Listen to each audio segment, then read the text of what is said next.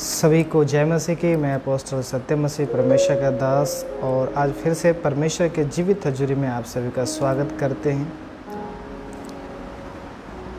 आज काफ़ी दिनों के बाद मैं फेसबुक लाइव पे आया हूँ कि आज कुछ परमेश्वर के वचन के द्वारा आप लोगों को परमेश्वर की वो गहरी बातें मैं बता सकूँ, अगर परमेश्वर ने मुझे उस लायक बनाया है तो।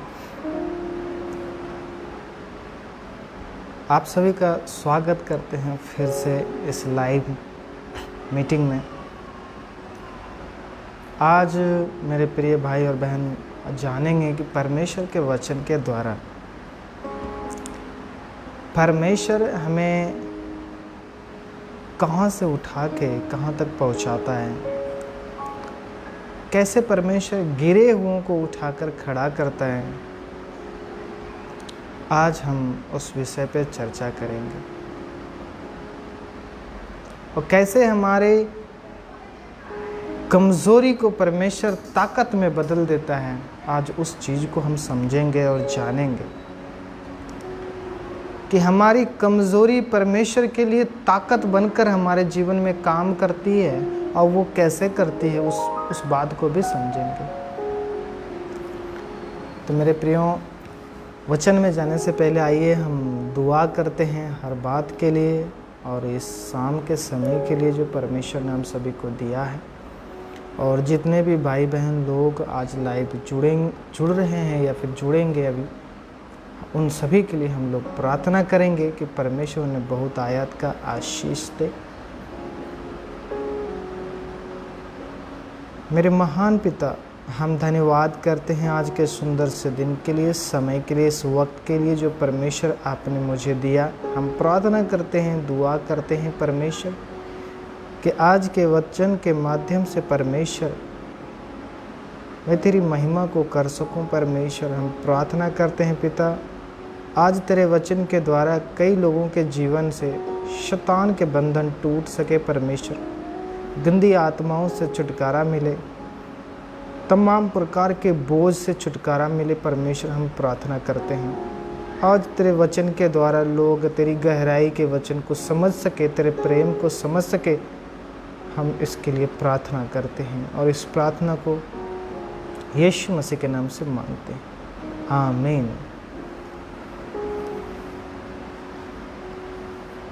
मेरे प्रियो, आप सभी को फिर से जय मसीह की। और हम लोग, अगर आवाज़ जा रही है तो आप लोग कमेंट करके बताएं मुझे कि आवाज़ प्रॉपर जा रही है कि नहीं। अगर प्रॉपर आवाज़ जा रही है तो मुझे कमेंट में डालें। प्रेम को समझ सके, हम इसके लिए प्रार्थना करते हैं और इस प्रार्थना को प्रॉपर आवाज़ तो आ रही है।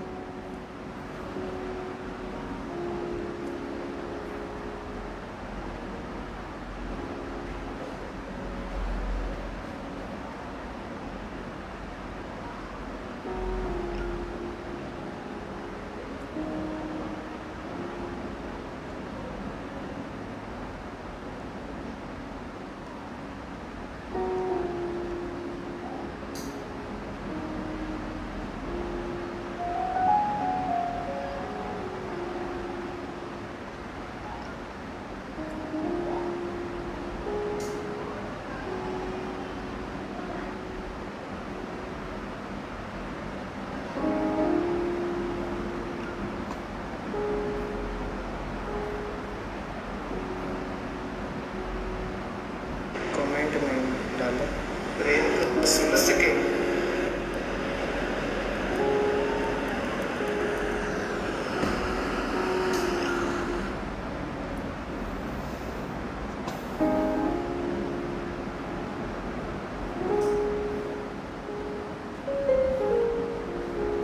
हालेलुया।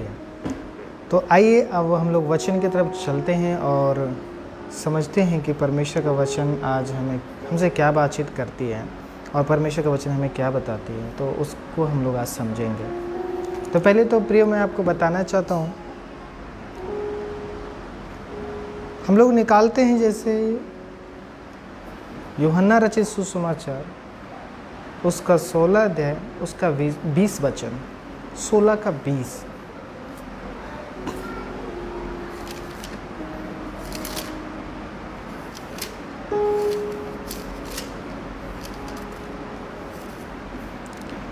मेरे प्रियो, यहाँ पे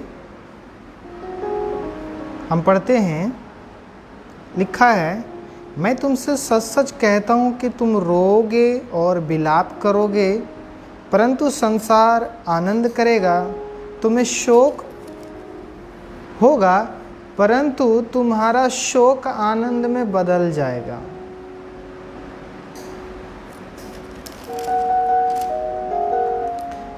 लिखा है कि मैं तुमसे सच सच कहता हूं कि तुम रोओगे और विलाप करोगे। तुम रोओगे और विलाप करोगे, और तुम्हें देखकर संसार के लोग क्या करेंगे? वो हंसेंगे, वो आनंदित होंगे। लेकिन कुछ समय के बाद क्या होगा? हमारा दुख जो है वो आनंद में बदल जाएगा। हमारा दुख आनंद में बदल जाएगा। मेरे प्रियो, मैं आपको बताना चाहता हूं, जब कोई व्यक्ति बीमार पड़ता है, जब कोई इंसान बीमार पड़ता है, वो चर्च आता है, प्रार्थना कराने के लिए आता। काफ़ी गंभीर बीमारियों से वो अपने जीवन में संघर्ष कर रहा होता है। तो जब वो वो प्रभु यीशु मसीह के पास आता है, तो वो एक ही सवाल करता है कि प्रभु, मैं बीमार हूँ और मुझे छुटकारा चाहिए। मैं रोग से ग्रसित हूँ, मैं बीमार हूँ, काफ़ी दिनों से मैं बीमार हूँ, मुझे छुटकारा चाहिए।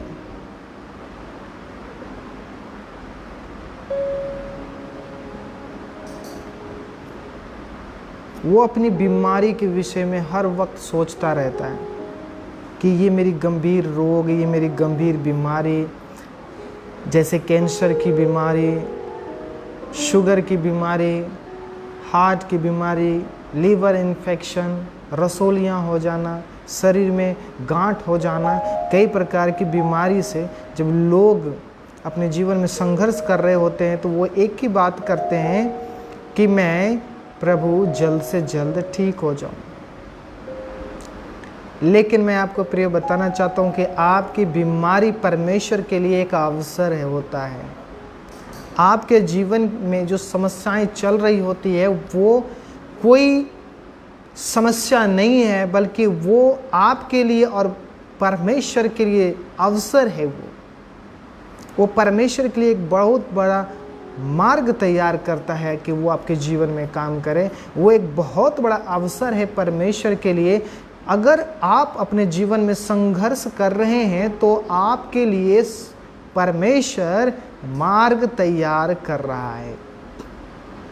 अगर आपके जीवन में कोई तकलीफ नहीं, कोई समस्याएं नहीं, कोई दुख नहीं, तो यानी कि परमेश्वर शांत बैठा हुआ है, वो आपके लिए कुछ नहीं सोच रहा। लेकिन जब आप बीमार हैं, जब आप दुख में हैं, जब आप समस्या में हैं, यानी कि परमेश्वर आपके लिए एक अवसर तैयार कर रहा है कि वो आपके जीवन में काम करे। वो एक अवसर तैयार कर रहा है आपके जीवन में काम करने के लिए, और आपको तैयार रहना चाहिए। उस अवसर को छोड़ना नहीं चाहिए, उस अवसर को त्यागना नहीं चाहिए। आपको अपने आप को कोसना नहीं चाहिए कि मैं बीमार हूँ, मैं दुख में हूँ, मैं परेशान हूँ, मैं तकलीफ में हूँ, मेरी प्रार्थना नहीं सुनी जा रही, मैं काफ़ी दिनों से चर्च जा रहा हूँ, मेरे लिए पास्टर जी प्रार्थना कर रहे हैं, मेरे लिए बड़े बड़े सेवक भी प्रार्थना कर रहे हैं, मेरे लिए विश्वासी प्रार्थना कर, लेकिन मैं ठीक क्यों नहीं हो रहा हूँ? परमेश्वर आपके लिए एक बहुत बड़ा अवसर तैयार करके रखा है। आपको उस दुख के घड़ी में आपको चिंता में नहीं जाना चाहिए। आपका मन में किसी प्रकार का तनाव नहीं होना चाहिए, किसी प्रकार का टेंशन आपको नहीं लेना चाहिए, चिंता में आपको नहीं होना चाहिए, बल्कि आपको आनंदित और खुश होना चाहिए कि आपके लिए परमेश्वर एक अवसर तैयार रखा है। वो आपके जीवन में काम करेगा और उस चीज़ से छुटकारा देगा। यानी अगर आप बीमार हैं तो परमेश्वर आपके जीवन में काम करेगा, अगर आप बीमार ही नहीं तो फिर परमेश्वर आपके जीवन में काम नहीं करेगा, बल्कि वो तो चुपचाप बैठा रहे। मेरे प्रियो, मैं बताना चाहता हूँ कि ये एक अवसर होता है जब आप संघर्ष से गुजर रहे होते हैं। परमेश्वर के लिए एक अवसर होता है, वो आपके जीवन में काम करने चाहता है। वो एक मार्ग होता है, आपकी समस्या, आपकी बीमारी, आपके जीवन में जो दुख चल रही होती है, वो एक मार्ग है परमेश्वर का। एक ही वो ही मार्ग है, आपके जीवन में परमेश्वर आएगा और काम करेगा। एक ही मार्ग है। आपको उस दुख के घड़ी में परमेश्वर को नहीं छोड़ देना चाहिए। उस दुख के घड़ी में परमेश्वर को त्यागना नहीं चाहिए। उस संघर्ष के समय परमेश्वर को भूलना नहीं चाहिए, बल्कि उसे पकड़कर परमेश्वर की महिमा करना चाहिए। परमेश्वर के वचन को पकड़ के रखना चाहिए। आपका हौसला कम नहीं होना चाहिए, आपका विश्वास कम नहीं होना चाहिए।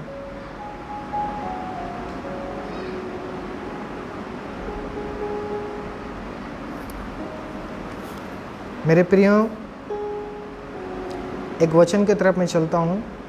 मत्ती रचित सुसमाचार उसका 9वां अध्याय, उसका 27 से लेकर जब 31 तक आप पढ़ते हैं तो वहाँ 2 अंधों को प्रभु यीशु मसीह दृष्टि दान देता है। 2 अंधे को प्रभु यीशु मसीह दृष्टि दान देता है। तो आइए हम पढ़ के आपको सुनाते हैं।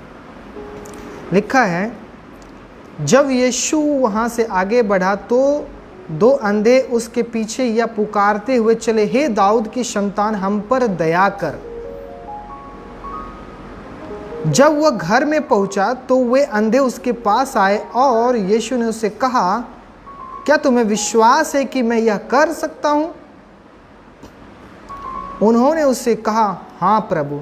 तब उसने उनकी आंखें छूकर कहा, तुम्हारे विश्वास के अनुसार तुम्हारे लिए हो, और उनकी आंखें खुल गई। यीशु ने उन्हें चिताकर कहा, सावधान, कोई इस बात को ना जान पाए। आप इस वचन के द्वारा आप समझ सकते हैं, इस वचन की गहराई में एक बात छुपी हुई है कि 2 अंधों ने प्रभु यीशु मसीह से क्या कहा, हे प्रभु दाऊद की संतान, मुझ पर दया कर। अगर वो अंधे होते ही नहीं तो क्या यीशु मसीह